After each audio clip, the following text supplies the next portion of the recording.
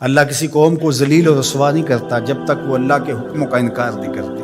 قومیں رسوا اور ذلیل تب ہوتی ہیں جب اللہ کے حکام سے رخ پھیریں اور اعراض کریں، پھر قوموں کو پیس کے رکھ دیا جاتا ہے۔ ماضی کے اندر جو قوموں کو عذاب دیے گئے تھے وہ حصی تھے، اور حضور علیہ الصلوۃ والسلام کے بعد جو عذاب آتے ہیں وہ حصی نہیں ہیں، وہ معنوی ہیں۔ ماضی کے اندر جو قوموں کو عذاب دیے گئے، ان پہ پتھر اترے، ان کے اوپر چوہوں کا عذاب آیا، ان کے اوپر مینڈکوں کے عذاب آئے، طوفان آئے، ڈبو دیے گئے، ان کی شکلیں مسخ کر دی گئی، خنزیر اور بندر بنا دیا گیا، مختلف صورتوں میں تبدیل کر دیا گیا۔ لیکن اس امت میں ایسا نہیں ہوگا، مسخ حقیقی نہیں ہوگا، مانوی مسخ ہوگا۔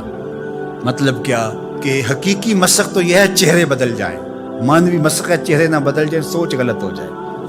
یہ ہے مسخ مانوی، اندر بدل جائے، اور وہ عذاب مانوی ہوگا، اور اس عذاب مانوی کی صورت تشدد ہے، افتراق ہے۔ قومیں جب افتراق میں مبتلا ہوتی ہیں تو یہ اللہ تعالیٰ جل شانہ کی ناراضگی کا روپ ہوتا ہے۔ اللہ تعالیٰ جل شانہ جب کسی سے ناراض ہو جاتا ہے تو ایک تو اس قوم سے، سورہ یاسین کا ابتدائیہ دیکھیے، جب حبیب النجار نے آ کے ان دو فرستادگان کے لیے کہا تھا کہ یہ اللہ کے فرستادہ ہیں اور تم سے مانگتے کچھ نہیں ہے، اور تم ان کو قتل کے درپے ہو گئے ہو، لیکن انہوں نے حبیب نجار کو بھی دھر لیا، اور پھر نتیجہ کیا ہوا کہ ان کو بھی شہید کر دیا، اور جو فرستادگان الہی آئے تھے، پیغمبر آئے تھے، ان کو بھی شہید کر دیا۔ اور سورہ یاسین میں وہ سارا واقعہ موجود ہے، اور وہاں پڑھیے اللہ نے جو ان کے اوپر عذاب نازل کیا۔ ایک تو وہ چیخ تھی جس نے ان کو آ لیا، اور پھر وہ جو ہے وہ اپنے گھروں میں گرے پڑے ہو گئے، اور دوسرا جو عذاب اللہ تعالیٰ نے دیا اس قوم کو، اللہ تعالیٰ نے فرمایا پھر ہم نے ان کی طرف کوئی ہادی بھیجا نہیں۔ ذرا غور کیجئے، یہ باریک عذاب ہے، یہ مانوی عذاب ہے۔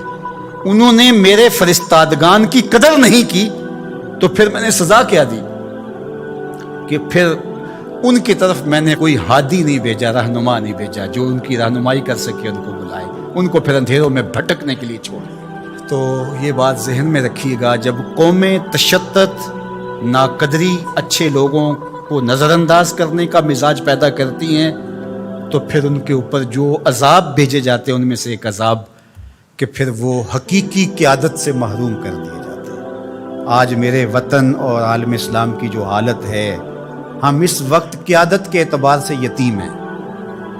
یہ الگ بات ہے کہ ہر بندہ دعویٰ کر رہا ہے کہ میں ہی نجات دہندہ ہوں اور میں قائد ہوں۔ مذہبی لوگ بھی، سیاسی لوگ بھی، سب کہتے ہیں کہ میرے بغیر تو چرخ کا پہیہ ہی نہیں گھوم سکتا، میں ہی سب کچھ۔ لیکن حقیقی طور پہ اگر دیکھیں تو یہ امت بے امام ہے۔ اس وقت ہمارے پاس قیادت کا فقدان ہے، اگرچہ قائدین کی بہتات ہے، لیکن قیادت، حقیقی قیادت جو درد امت کا مداوع کر سکتی ہو، جو ضرورت کی کفیل ہو، وہ قیادت آج ہمارے پاس نہیں ہے۔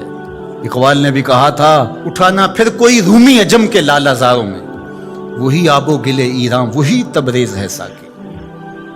اور دوسرے مقام پہ یہاں کے حالات کا، چمن میں رخت گل شبنم سے تر ہے، سمن ہے، سبزہ ہے، باد سحر ہے، مگر ہنگامہ ہو سکتا نہیں گرم، یہاں کا لالہ بے سوز جگر ہے۔ یہ سزائیں ہوتی ہیں قوموں کو کہ ان کے اندر پھر حقیقی قیادت کو اٹھا لیا جاتا ہے، پھر قوم بھٹکنے کے لیے چھوڑ جاتے ہیں، پھر مختلف جتھوں کے ہتھے چڑھ جاتی ہے، اور آج جو ہے ہمارے ساتھ ہو رہا ہے وہ کسی سے مخفی نہیں ہے۔